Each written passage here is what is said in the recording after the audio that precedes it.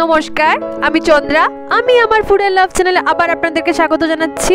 আপনারা নিশ্চয়ই বুঝে গেছেন এখানে কোনো বার্থডে প্রিপারেশন চলছে। 23 জানুয়ারি আমার বার্থডে ছিল, তো 22 জানুয়ারি মিডনাইটে আমার বর আর ইনলস মিলে এই বার্থডে সেলিব্রেশনটা প্ল্যান করে। এই যে আমার কেক কাটার মোমেন্টস।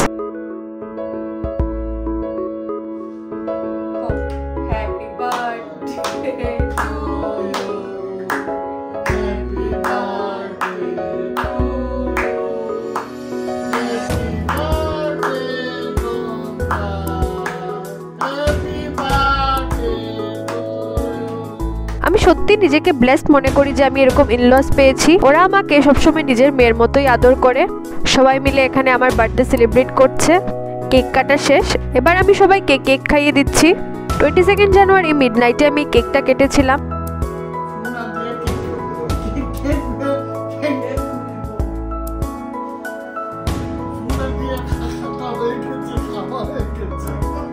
ওই দিন ঠান্ডাটা খুব বেশি ছিল, তাও সবাই এই ঠান্ডার মধ্যে রাত্রি 12টা পর্যন্ত ওয়েট করেছে আমার কেক কাটার জন্য।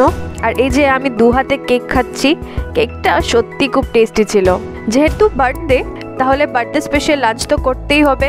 তো লাঞ্চ করার জন্য আমরা পৌঁছে গেলাম সিলেটি তারকাতে। এটা আছে অম্বিকাপট্টিতে। এই বার্থডে স্পেশাল লাঞ্চের প্রাইম অ্যাট্রাকশন ছিল শীতল বড়া। আমি শুনেছিলাম এখানে শীতল বড়া পাওয়া যায়, তাই শীতল বড়াটা খেতেই আমরা লাঞ্চটা প্ল্যান করেছিলাম ওইখানে। রেস্টুরেন্টটা খুব বেশি বড় ছিল না, তাও এমবিয়েন্সটা খুব ভালো লেগেছিল আমার। ওদের মেনুর মধ্যেও অনেক বেশি ভ্যারাইটি ছিল, কিন্তু আমি তো শীতল বড়া খাবো এটা ভেবেই গিয়েছিলাম।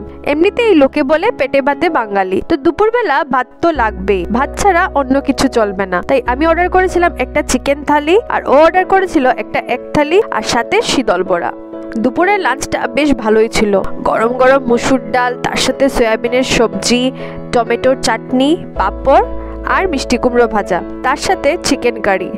আর ওর থালিতেও সেম জিনিস ছিল, শুধু সাথে ছিল এক কারি। আর এই যে আজকের প্রাইম অ্যাট্রাকশন, যার জন্য আমার এখানে আসা, শীতল বড়া। শীতল বড়া দেখে আর ওয়েট করতে পারলাম না, শুরু করে দিলাম খাওয়া। শীতল বড়াটা বেশ ভালোই ছিল, শুধু আমার একটা জিনিস কম লেগেছে, তা হলো গিয়ে ঝাল। ঝালটা একটু বেশি হলে আর একটু বেশি ভালো লাগতো। আপনারা কিরকম রান্না খেতে বেশি পছন্দ করেন, ঝাল দেওয়া না ঝাল ছাড়া? আমাকে কমেন্ট করে নিশ্চয়ই জানাবেন। ওইখানে সবগুলো আইটেমই বেশ ভালো ছিল, একদম ঘরোয়াভাবে রান্না হয়েছিল।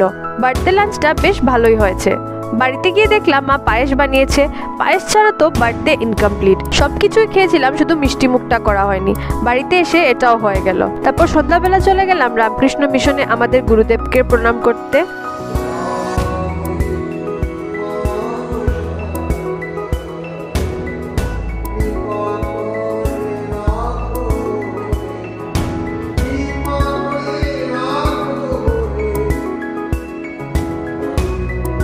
মিশনে গেলে মনটা সত্যিই খুব ভালো হয়ে যায়। দেখুন মিশনের বাইরের ফুলের বাগান কি সুন্দর লাগছে দেখতে। ঠাকুর প্রণাম শেষ করে চলে গেলাম তুলাপট্টি হনুমানজির মন্দিরে। 23 তারিখ আমার জন্মদিন ছিল, আর 22 তারিখ ছিল রাম মন্দিরের প্রতিষ্ঠা।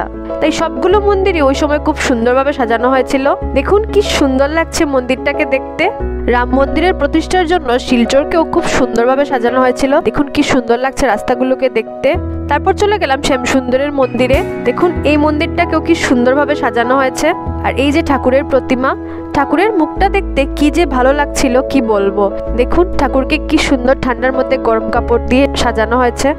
আমার জন্মদিনটা আমি এভাবেই কাটিয়েছিলাম, কিন্তু কিছুদিন পরে জন্মদিনের একটা পার্টি থ্রো করেছিলাম। এই পার্টির ভিডিওটাও আমি খুব তাড়াতাড়ি আমার চ্যানেলে আপলোড করব।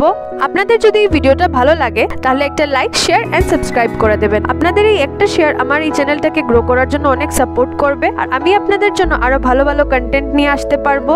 দেখা হবে অন্য ভিডিওর সাথে। Thank you so much for watching.